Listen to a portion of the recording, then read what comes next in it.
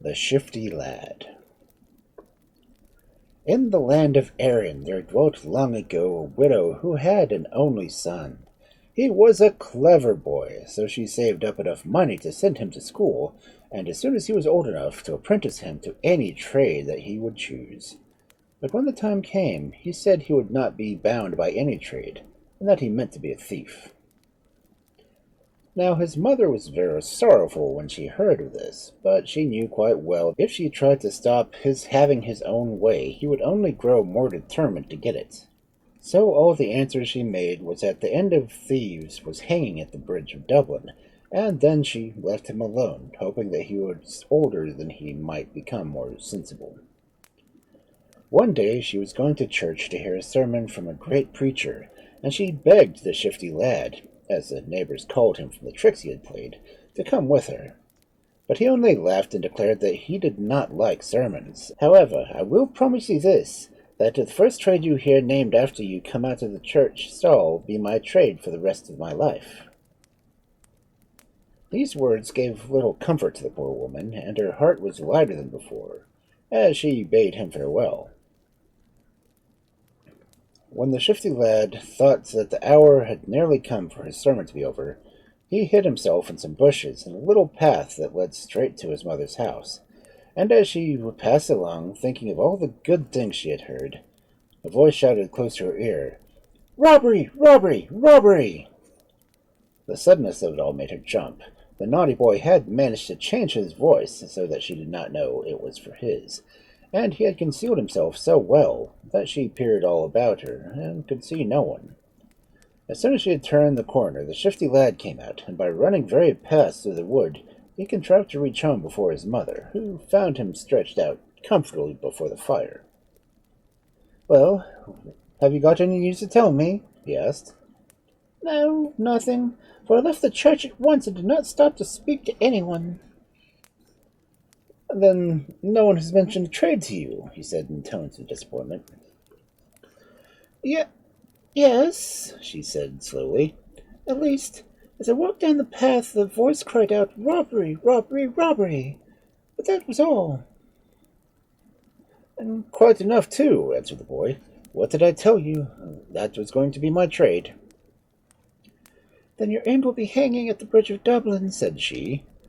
But there was no sleep for her that night, for she lay in the dark, thinking about her son. "If he is to be a thief after all, he'd better be a good one. And who is there that can teach him?" the mother asked herself. But an idea came to her, and she arose early, before the sun was up, and set off for the home of the Black Rogue, or Gallows Bird, who was such a wonderful thief that, though all had been robbed by him, no one could catch him. "Good morning to you," said the mother as she reached the place where the Black Gallows Bird lived, when he was not away on his business. "My son has a fancy to learn your trade. Will you be kind enough to teach him?" "If it's clever, I don't mind trying," answered the Black Gallows Bird. "And, of course, if anyone can turn him into a first-rate thief, it is I. But if he is stupid, it is no use at all. I can't bear stupid people." "No, he isn't stupid," said the woman with a sigh. "So tonight after dark, I will send him to you." The Shifty Lad jumped for joy when his mother told him where she had been. "I will become the best thief in all of Erin," he cried, and paid no heed when his mother shook her head and murmured something about the bridge of Dublin. Every evening after dark, the Shifty Lad went to the home of the Black Gallows Bird, and many were the new tricks he had learned, and by he was allowed to go out with the bird and watch him work. And at last there came a day when his master thought that he had grown clever enough to help in a big robbery. There's a rich farmer just up there on the hill who has just sold all his fat cattle for much money and has brought some lean ones which will cost him little. Now, it happens that, while he has received the money for the fat cattle, he has not yet paid the price for the thin ones, which he has in the cowhouse. Tomorrow he will go to the market with the money in hand, so tonight we must get at the chest. When all is quiet, we will hide in the loft." There was no moon, for it was the night of Halloween, and everyone was burning nuts and catching apples in a tub of water with their hands tied, or some other sort of silly games, till Shifty Lad grew quite tired of waiting for them to get to bed. The black gallows bird, who was more accustomed to the business, tucked himself up on the hay and went to sleep, telling the boy to wake him when the merrymakers had departed. But the Shifty Lad, who could keep still no longer, crept down to the cowshed and loosened the heads of the cattle which were tied, and they began to kick each other and bellow, and made such a noise that the company in the farmhouse ran out to tie them up again. Then the Shifty Lad entered the room and picked up a big handful of nuts and returned to the loft, where the Black Rogue was still sleeping. At first the Shifty Lad shut his eyes too, but he very soon sat up, and taking a big needle and a thread from his pocket, he sewed the hem of the black gallows bird's coat to a heavy piece of bullock's hide that was hanging in the back. By this time the cattle were all tied up again, but as people could not find their nuts, they sat around the fire and began to tell stories. "I will crack a nut," said the Shifty Lad. "No, you shall not," cried the black gallows bird. "They will hear you." "I don't care," answered the Shifty Lad. "I never spent Halloween yet without cracking a nut." And he cracked one. "Someone's cracking nuts up there," said one of the merrymakers in the farmhouse. "Come quickly, we will see who it is." He spoke loudly, and the black gallows bird heard, and ran out of the loft, dragging the big leather hide after him, which Shifty Lad had sewed to his coat. "He's stealing my hide!" shouted the farmer, and they all darted after him, but he was too swift for them, and at last he managed to tear the hide from his coat, and then he flew like a hare till he reached his old hiding place.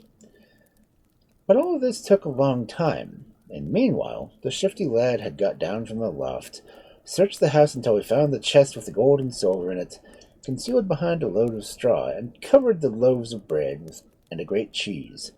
The Shifty Lad slung the money bags round his shoulders and took the bread and the cheese under his arm, then set back quietly to the Black Rogue's house. "Here you are at last, you villain!" cried his master in great wrath. "But I will be revenged to you." "It's all right," replied the Shifty Lad calmly. "I've brought what you wanted." And he laid the things he was carrying down on the ground. "Ah, you are the better thief," said the Black Rogue's wife, and the Black Rogue added, "Yes, it is you who are the clever boy." And they divided the spoil, and the black gallows bird had one half, and the Shifty Lad the other half. A few weeks after that, the black gallows bird had news of a wedding that was to be held near the town, and the bridegroom had many friends, and everybody sent him a present. Now, a rich farmer who lived up near the moor thought nothing was so useful to a young couple when they first began to keep a fine house was a fine sheep. So he bade his shepherd go off to the mountain where the flock were feeding and bring him back the best he could find. And the shepherd chose out the largest and fattest of the sheep, and the one with the whitest fleece. Then he tied its feet together and put it out across his shoulder, for he had a long way to go. That day the Shifty Lad happened to be wandering over the moor when he saw the man with the sheep on his shoulder walking along the road which led past Black Rogue's house. The sheep was heavy, and the man was in no hurry, so he came slowly, and the boy knew that he himself could easily get back to the master before the shepherd was even in sight. "I will wager," he cried. He pushed quickly through the bushes and hid in the cabin. "I will wager that I will steal the sheep from that man that is coming before he passes here." "Will you indeed?" said the gallows bird. "I will wager you 100 silver pieces that you can do nothing of the sort." "Well, I will try it anyway," replied the boy, and disappeared into the bushes. He ran fast until he entered the wood through which his shepherd must go, and then he stopped, taking off one of his shoes and smearing it with mud and set it in the path. When this was done, he slipped behind a rock and waited. Very soon the man came up, and seeing the shoe lying there, he stopped and looked at it. "That is a good shoe," he said to himself, "but very dirty. Still, if I had the fellow, I would at least be worth the trouble cleaning it up." So he threw the shoe down again and went on. The Shifty Lad smiled as he heard him, and picking up the shoe, he crept around the short way and laid the other shoe in the path. A few minutes after the shepherd arrived, and beheld the second shoe lying on the path. "Why, that is a fellow to the dirty shoe!" he exclaimed when he saw it. "I will go back and pick up the other one. Then I shall have a new pair of shoes." So he put the sheep on the grass and returned to fetch the shoe. Then the shifty lad put on his shoes and, picking up the sheep, carried it home. And the black rogue paid him the 100 marks for his wager. When the shepherd reached the farmhouse that night, he told his tale to his master, who scolded him for being stupid and careless, and bade him to go the next day to the mountain and fetch him a kid. He would send that as a wedding gift. But the shifty lad was on the lookout, and he hid himself in the wood. And the moment the man drew near with the kid, his shoulders began to bleat like a sheep, and no one, not even the sheep's own mother, could have told the difference. "Why, it must be it's got its feet loose and straight off," thought the man, and he put the kid on the grass and hurried off in the direction of the bleating. Then the boy ran back and picked up the kid, and took it to the black gallows bird. The shepherd could hardly believe his eyes when he returned from seeking the sheep and found that the kid had vanished. He was afraid to go home and tell the same tale he had told yesterday, so he searched through the wood till night was nearly come. Then he felt there was no more help of it, so he must go home and confess to his master. Of course, the farmer was very angry at the second misfortune, but this time he told him to drive one of the big bullets from the mountain, and warned him that if he lost that, he would lose his place also. Again, the shifty lad who was on the watch perceived him pass by, and when he saw the man returning with the great bull, he cried to Black Robe, "Be quick and come to the robe. We'll try and get the bull also." "But how can we do that?" asked the Black Robe. "Oh, quite easily. You hide yourself out there and baa like a sheep, and I will go the other direction and bleat like the kid. It will be all right, I assure you." The shepherd was walking slowly, driving the bull before him, when he suddenly heard a loud baa amongst the bushes far away on one side of the path, then a feeble bleat answering it from the other side. "Why, it must be the sheep and the kid I lost," he said. "Yes, surely it must." And tying the bull hastily to the tree, he went off after the sheep and the kid, and searched the wood until he was tired. Of course, by the time he came back, the two thieves had driven the bull home and killed him for the meat, so the man was obliged to go to his master and confess that he had been tricked again. After this, the Black Road and Shifty Lad grew bolder and bolder, and stole great quantities of cattle and sold them, and grew quite rich. One day, when they were returning from the market with a large sum of money in their pockets, they passed a gallows erected on top of a hill. "I'd like to stop and look at that gallows," said the Shifty Lad. "I've never seen one so close. Some say that it might be yet the end of all thieves." There was no one in sight, and they carefully examined every part of it. "I wonder how it feels to be hung," said the Shifty Lad. "I would like to know, in case they ever catch me. I'll try first, and then you can do so also." As he spoke, he fastened the loose cord around his neck, and when it was quite secure, he told the Black Robe to take the other end of the rope and to draw him up from the ground. "When I am tired of it, I will shake my legs. Then you must let me down," he said. The Black Robe drew up the rope, and in half a minute the Shifty Lad's legs began to shake, and he quickly let him down again. "You can't imagine what a funny feeling hanging gives you," murmured the Shifty Lad, who looked rather purple in the face, and spoke in an odd voice. "I don't think you have ever tried it, or you wouldn't have let me go up first. Why, it is the pleasantest thing I have ever done. I was shaking my legs from sheer delight, and if you had been there, you would have shaken your legs too." "Well, let me try, if it is so nice," answered the Black Rogue. "But be sure you tie the knot securely, for I don't want to fall down and break my neck." "Oh, I will see to that," replied the Shifty Lad. "When you are tired, just whistle, and I will let you down." So the Black Rogue was drawn up, and as soon as he was high as the rope would allow him to go, and the Shifty Lad called to him, "Don't forget to whistle when you want to come down, but if you are enjoying yourself as I did, shake your legs." And in a moment the Black Rogue's legs began to shake and to kick, and the Shifty Lad stood below, watching him and laughing heartily. Oh, how funny you are! If you could only see yourself! Oh, you are funny! But when you have had enough, whistle, and you shall be let down. And he rocked again with laughter. But no whistle came, and soon the legs ceased to shake and to kick, for the black gallows bird was dead, as the Shifty lad intended he should be. Then he went back to the Black Rogue's house and told her that the husband was dead and that he was ready to marry her if she liked. But the woman had been fond of the Black Rogue, thief though he was, and she shrank away from Shifty lad in horror, and set the people after him, and he had to fly to another part of the country where none knew of his doings. Perhaps if the Shifty lad's mother knew anything of all this, she may have thought that by the time her son might be tired of stealing and try to do honest trade. But in reality, he loved the tricks and the danger, and life would have seemed very dull without them. So he went on just as before, and made friends whom he taught to be as wicked as himself, till they took to robbing the king's storehouses, and by the advice of the wise man the king sent out the soldiers to catch the band of thieves. For a long time they tried in vain to lay hands on them. The Shifty lad was too clever for them all, and if they laid traps, he laid better ones. At last one night he stole upon some soldiers while they were asleep in the barn and killed them, and persuaded the villagers that if they did not kill the other soldiers before morning, they would certainly be killed themselves. Thus it happened that when the sun rose, not a single soldier was alive in the village. Of course, this news soon reached the king's ears, and he was very angry and summoned the wise men to take counsel with him.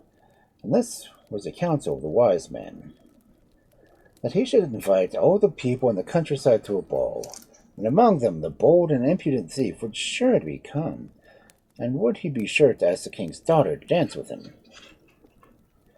"Oh, counsel is good," said the king, who made his feast and prepared his ball, and all the people in the countryside were present, and the Shifty lad came with them. When everybody had eaten and drunk as much as they wanted and went into the ballroom, there was a great throng, and while they were passing through the doorway, the wise man, who had a bottle of black ointment hidden in his robes, placed a tiny dot on the cheek of the Shifty lad near his ear. The Shifty lad felt nothing, but as he approached the king's daughter to ask her to be his partner, he caught sight of the black dot in a silver mirror. Instantly he guessed who had put it there, and why, but he said nothing, and danced so beautifully that the princess was quite delighted with him. At the end of the dance he bowed low to his partner and left her, to mingle with the crowd that was filling the doorway. As he passed the wise man, he contrived not only to steal the bottle, but to place 2 black dots on his face and one of the faces of 20 other men. Then he slipped the bottle back into the wise man's robe. By and by he went to the king's daughter again and begged for the honor for another dance. She consented, and while he was stooping to tie the ribbons of his shoe to look out of her pocket another bottle, on which the wizard had given her, and put a black dot on his cheek. But she was not as skillful as the wise man, and the Shifty lad felt her touch her fingers, so as soon as the dance was over he contrived to place a second black dot on the faces of 20 men, and 2 more on the wizard, after which he slipped the bottle into her pocket. At length the ball came to an end, and then the king ordered all the doors to be shut, and to search for a man with 2 black dots on his cheek. The chamberlain went among the guests, and soon found such a man. But just as he was going to arrest him and bring him before the king, his eye fell on another with the same mark, and another, until he had counted 20, besides the wise man, on whose face were found spots. Not knowing what to do, the chamberlain hurried back to his tale to the king, and immediately sent for the wise men, and then for his daughter. "The thief must have stolen your bottle," said the king to the wizard. "Oh, no, my lord, it is here," answered the wise man, holding it out. "Then he must have got yours," he cried, turning to his daughter. "Indeed, father, it is safe in my pocket," answered she, and taking it out as she spoke. And they all 3 looked at each other, and remained silent. "Well," said the king at last, "the man who has done this is cleverer than most men, and if he will make himself known to me, he shall marry the princess and govern half my kingdom while I am alive, and the whole of it when I am dead. Go and announce this to the ballroom," he added to the attendant, "and bring the fellow hither." So the attendant went to the ballroom and did as the king had bidden him, when, to his surprise, not one man, but 20 stepped forward, all with black dots on their faces. "I am the person you want," they all exclaimed at once, and the attendant, as much bewildered as the chamberlain had been, desired them to follow him to the king's presence. But the question was too difficult for the king to decide, so he called together his council. For hours they talked, but to no purpose, and in the end they hit upon a plan which they might just as well have thought of at the beginning. This was the plan. A child was to be brought to the palace, and next to the king's daughter would give her an apple. Then the child was to take the apple and be led into a room where the 20 men with the black dots were sitting in a ring, and whoever the child gave the apple, that man should marry the king's daughter. "Of course," said the king, "it may not be the right man, after all, but then again it may be. Anyhow, it is the best we can do." The princess herself led the child into the room where the 20 men were now seated. She stood in the center of the ring for a moment, looking at one man after another, and then held out an apple to the Shifty lad, who was twisting the shaving wood around his fingers, and had the mouthpiece of a bagpipe hanging from his neck. "You ought not to have anything what the others have got," said the chamberlain. So he accompanied the princess, and he bade the child to stand outside for a minute, while he took away the shaving and the mouthpiece, and made the Shifty lad change his place. Then called the child in again, but the little girl knew him again and went straight to him with the apple. "This is the man who his child has chosen twice," said the chamberlain, sighing to the Shifty man to kneel before the king. "It was quite fair. He tried it twice over." And in this way the Shifty lad won the king's daughter, and they were married the next day. A few days later the bride and bridegroom were taking a walk together, and led down a path to a river. Over the river was a bridge. "And what bridge may this be?" asked the Shifty lad, and the princess told him that this was the Bridge of Dublin. "Is it indeed?" cried he. "Oh, now, many a times my mother has told me that when I played a trick at my end, that I should be hanging on the Bridge of Dublin." "Oh, if you want to fulfill her prophecies," laughed the princess, "if only let me tie a handkerchief around your ankle, and I will hold you as you hang over the wall of the bridge." "That would be fine fun," he said, "but you are not strong enough to hold me up." "Oh, yes, I am," said the princess. "Just try." So at last he let her bind the handkerchief around his ankle and hang him over the wall, and they both laughed and jested at the strength of the princess. "Now pull me up again," called he. But as he spoke, a great cry arose from the palace that the palace was burning. The princess turned around with a start and let go of the handkerchief. The Shifty lad fell and struck his head on a stone, and died in an instant. So his mother's prophecy had come true.